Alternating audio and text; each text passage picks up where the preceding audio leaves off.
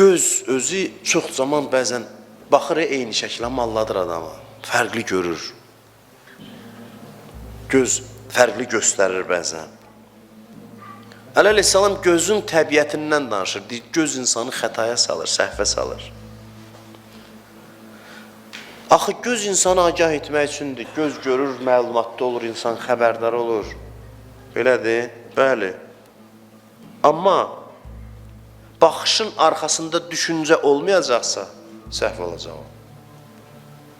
Baxışın gərək arxasında bir təfəkkür olsun, düşüncə olsun ki, insan düz görə bilsin. Yoxsa ki, xətaya düşəcək, xətaya salacaq insanı. Şeytan da bu nahiyədən insanı çaşdırır.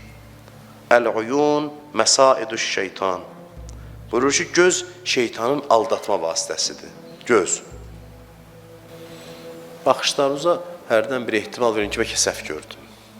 Düzdür, göz qulaqdan daha çox etimad olunmalı. Dirhaqla batil arasında 4 barmaqdır. 4 barmaq sən demək gözlə qulaq arasında olan məsafəni deyilmiş. Amma hələ göz bu qədərdirsə, qulaqdan da danışacaq da, hədisdə gəlir davamında. Görün, qulağın etibarı nə qədərdir. Əvvəl bir şəkkə düşün, şübhəyə düşün ki, bəlkə gördüyüm həqiqətə uyğun deyil, sonra həqiqəti görə biləsiniz.